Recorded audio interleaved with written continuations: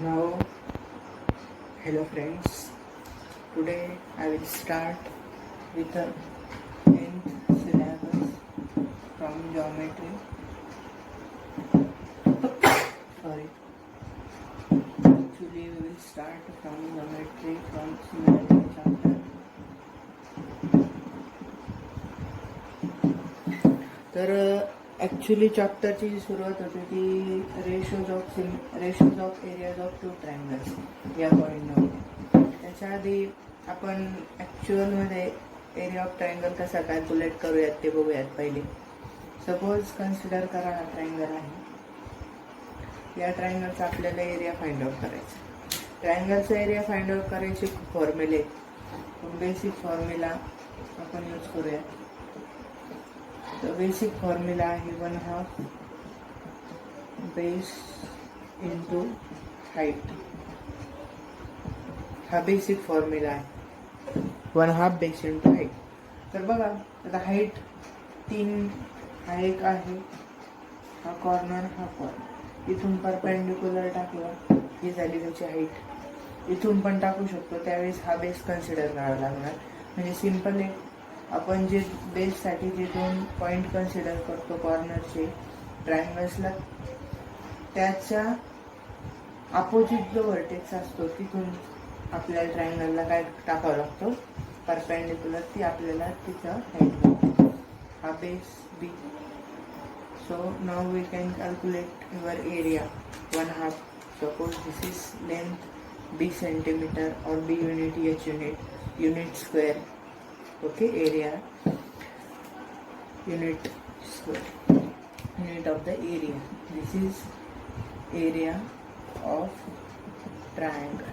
This is symbol for triangle. Okay, no problem. Now actually आपण point कडे येऊयात.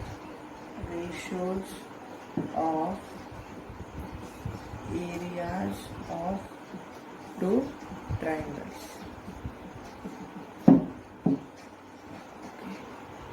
Ratio घ्यायचा. आता रेशो म्हणजे काय, सिम्पली सपोज ए आणि बी क्वांटिटी आहे, त्यांचा रेशो घेतो. म्हणजे काय, हिची क्वांटिटी सपोज याची व्हॅल्यू एम आहे, एम युनिट आहे. आपण याला काय करतो, याची value N unit. Unit cancel होतं. सपोज सेंटीमीटर असेल, काही युनिट असेल कॅन्सल होतं आणि रेशो येतो आपला M by N. Okay, M upon N. म्हणजेच या 2 क्वांटिटी रेशोमध्ये आहेत M as to N. Simply आता रेशो घ्यायचा एरिया ऑफ द 2 ट्रायंगल्स. म्हणजे काय करायचं, 2 ट्रायंगल असतील, ट्रायंगल फर्स्ट आणि triangle second. Triangle first, triangle second. याचा एरिया 1, याचा एरिया 2. याच्या एरियाला काय करायचं, डिवाइड करायचं. Area 1 upon area 2. याची एरिया 1, बी एरिया 2. याची व्हॅल्यू काय येईल, 1/2 बेस इंटू हाईट नाही, याची 1/2 बेस इंटू हाईट नाही. म्हणजे दोघांचं काय करायचं, रेशो घ्यायचं. समजा आपण कन्सिडर करू एरिया 1ला चा बेस D1 सपोज हा 10 सेंटीमीटर आणि H1 आहे सपोज कन्सिडर करा 5 सेंटीमीटर आणि इकडं 20 सेंटीमीटर आणि B2 आणि 10 सेंटीमीटर. ओके, H1 वगैरे आलं. तर मग आता एरिया काय येईल, E1 1/2 बेस काय होईल 10 इंटू 5, 25 सेंटीमीटरचा स्क्वेअर. इथं काय होईल, इथं 1/2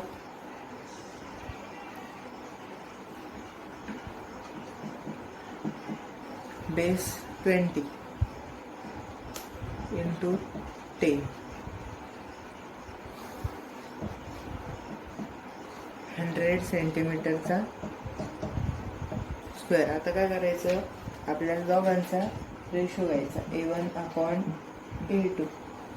ओके, 25 डिवायडेड बाय 100. 1 म्हणजेच काय झालं, ratio of areas of two triangles काय आला 1/4, 1:2. 4. पण बघा आता आपण काय केलं, फॉर्म्युलावरून आपल्याला हे डायमेन्शन माहीत होते म्हणून एरिया काढला, कॅल्क्युलेट केला. पण आता आपल्याला सपोज ट्रायंगलचं काहीच माहीत नाही, कन्सिडर करा ट्रायंगलचं काहीच माहीत नाही आहे. त्या केसमध्ये काय करणार आपण, डायमेन्शन ॲझ्युम करा. Okay, let us consider, suppose consider करा ट्रायंगल फर्स्ट ड्रॉ केला मी. आणि आणखी एक गोष्ट महत्त्वाची इथं, सपोज हा जर ट्रायंगल असेल आता, ओके, तर हाईट काय येणार, सिम्पली इथून जर हा बेस कन्सिडर करायचा असेल, इथून जी परपेंडिक्युलर टाकला ही जी व्हॅल्यू असेल एक्स युनिट, तर ही काय असेल आणि त्याची हाईट असणार, हे पण लक्षात ठेवा. म्हणजे हाईट असं नाही की इथूनच टाकायची किंवा असं काही स्पेसिफिक त्याला काही रोल वगैरे काही नाही आहे, तोही लक्षात ठेवा. आता हा मी परपेंडिक्युलर टाकलाय, ओके, H1 आणि हा B1. Okay, suppose let's consider this triangle as ABC. I will draw another triangle, second as triangle PQR. Okay, this is H2 and this is B2 units. Okay, आपल्याला काय करायचं आहे, ratio of areas of two triangles calculate करायचं. Okay,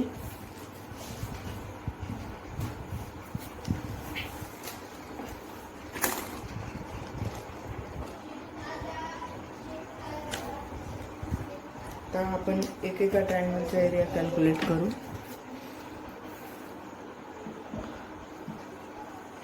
okay, 1 minute. First आपल्याला काय करावं, आता आपल्याला काय करावं लागणार आहे, एरिया कॅल्क्युलेट करावं लागणार. मग A1 काय आहे, area of triangle ABC. Okay, ABC काय आहे, 1/2 base B1 into H1. A2 पण कॅल्क्युलेट करावं लागेल, PQR 1/2 base B2 into H2. आपल्याला काय करायचं आहे, रेशो ऑफ, कशाचा रेशो, एरियाचा ratio of two triangles is equal to area of triangle ABC upon area of triangle PQR is equal to A1 upon A2 is equal to 1/2 B1 into H1. काहीच करत नाही, simply put करतो आहे, B2 into H2. रेशोमध्ये similar quantity काय होतात, cancel, म्हणून 1/2 cancel. इथे एक रिलेशन भेटलं, B1 into H1 upon B2 into H2. B1 into H1 काय आहे, B1 इंटू H1 म्हणजे काय, हा काय आहे, बेस ऑफ फर्स्ट ट्रायंगल वरती घेतला तो, H height of first triangle divided by base of second triangle, height of second triangle. म्हणजेच काय भेटलं, हा काय आहे, प्रोडक्ट म्हणजे area of ratio of two triangles is equal to the ratio of product of base and height of that triangles. म्हणजे काय करायचं, सिम्पली प्रोडक्ट घेतला हाईट आणि बेसचा, तर आपल्याला काय भेटतं, ratio of areas of two triangles. आता एरिया कॅल्क्युलेट करायची गरज आहे का, नाही, डायरेक्ट त्या रिलेशनमध्ये टाकल्यानंतर तुम्हाला काय भेटेल, रेशो भेटेल. सो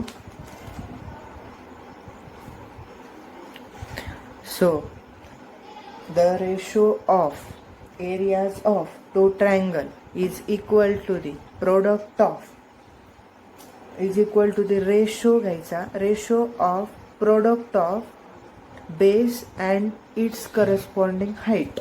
करस्पॉन्डिंग का वापरलं, सपोज बेस हा कन्सिडर केला आणि हाईट ही कन्सिडर केली तर चालणार आहे का? नाही, मी आधीच सांगितलं, जो इथं तुम्हाला एक्सप्लेन केलं मी का म्हणून.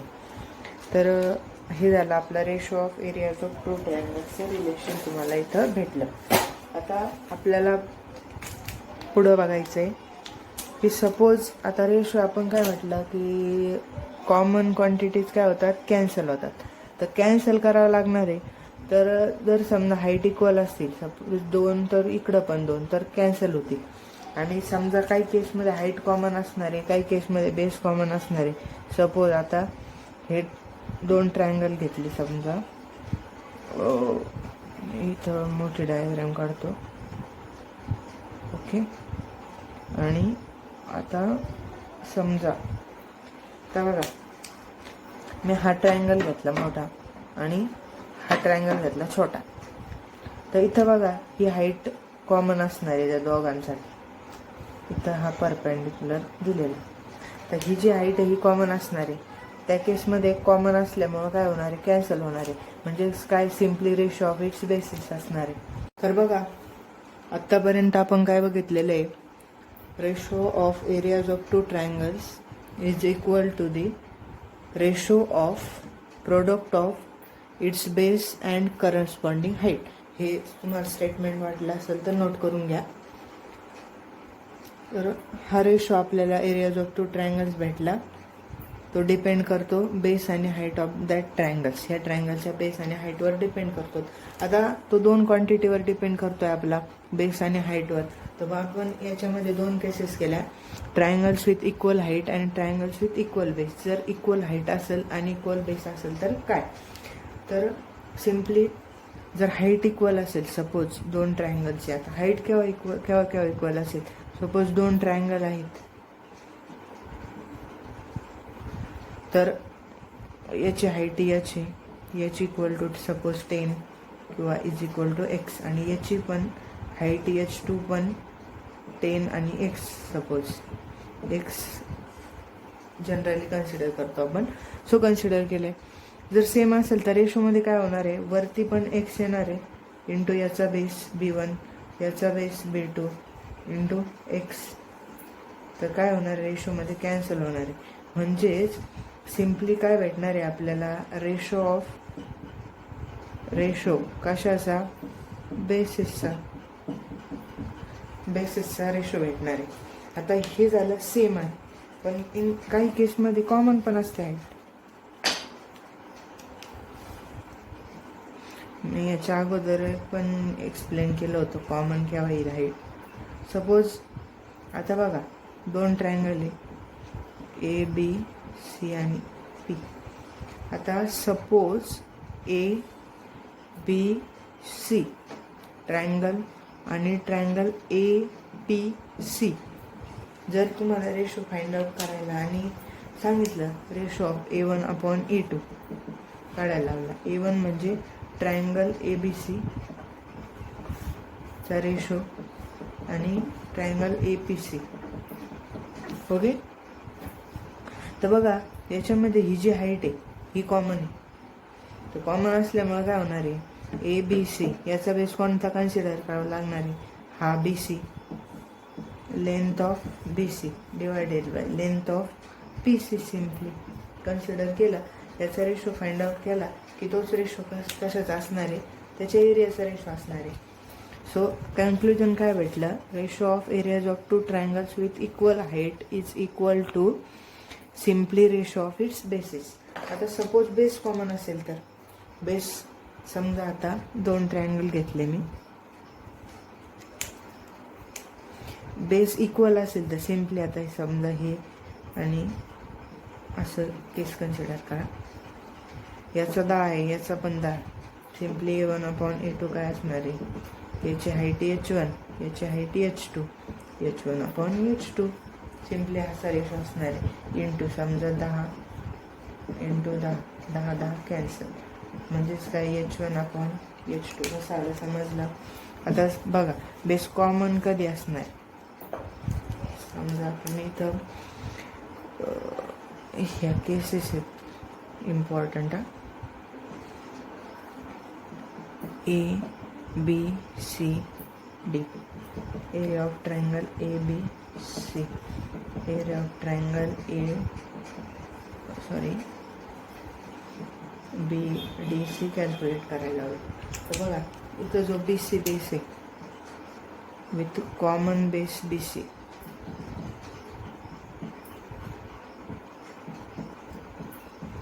बेस BC, तर BC काय होईल, कॅन्सल होईल. म्हणजे सिम्पली काय येईल ते कुठं तरी येईल तो सर समजा. मग ते लेंथ H1/H2 रेशो होईल, H1/H2 एरिया ऑफ ट्रायंगलचा रेशो. कळालं. आणखी एक केस घेऊ आपण कॉमन बेसची.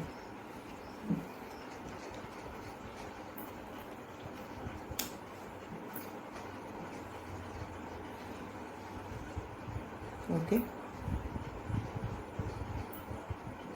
आणि याच्यामध्ये आणखी एक हा triangle,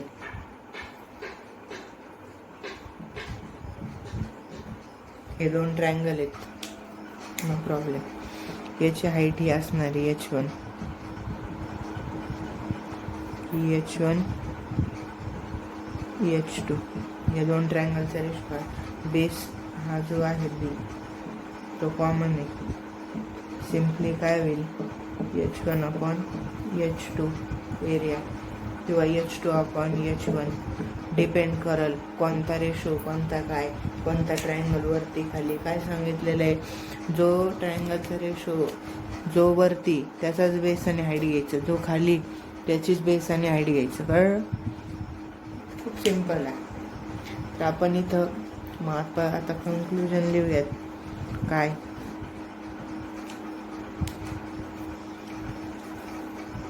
the ratio of areas of two triangles with equal height is equal to the ratio of its corresponding bases. जी हाईट घेतली तीच बेस घ्यावा लागेल, म्हणून corresponding. Okay. So A1/A2 is equal to the H1/H2.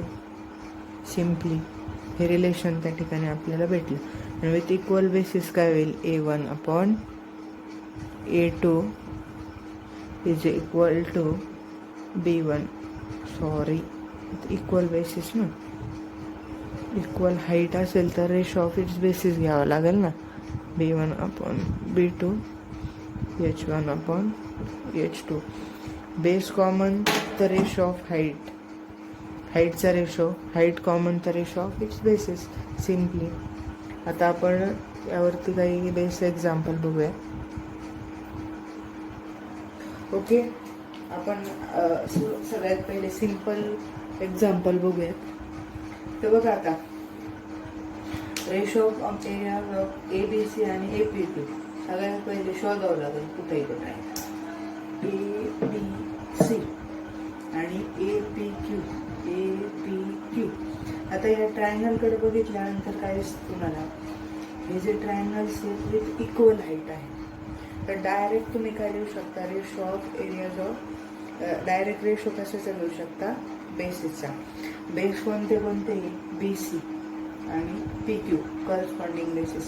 म्हणजेच ratio काय येईल, length of BC upon length of PQ. Okay. Direct लिहू शकता. आणि रिझन काय लिहू शकता, ट्रायंगल विथ इक्वल हाईट. पण मी काय करतो, रेशो लिहितो. काय असतो रेशो, प्रोडक्ट असतो base BC into AR.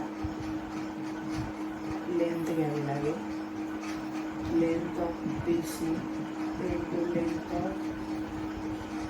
Length of AR height upon length of PQ into length of AR. Length of AR common cancel is equal to length of BC length of PQ. Okay. हा झाला ratio of area. Length काय असेल दिलेली असेल तर लिहा, नाहीतर in terms of word is okay. Okay. Next problem काय आहे, LMN आणि DMN. हे ट्रायंगल पहिले शोधून घ्या, LMN आणि DMN. याच्याकडे पाहिल्यानंतर काय दिसतं, MN ही साईड कॉमन दिसते आणि तिथल्याच हाईट दिलेल्या आहेत. म्हणजे सिम्पली काय ratio of its common base असल्यानंतर रेशो ऑफ करस्पॉन्डिंग हाईट्स. मग काय होईल length of height L M N मध्ये एल पी घ्यावं लागेल. या ट्रायंगलचीच हाईट घ्यायची, याच्या रिलेटेड मध्ये याचीच घ्यायची सिम्पली आणि डिक्यू. रिझन काय येणार triangles with common base M N.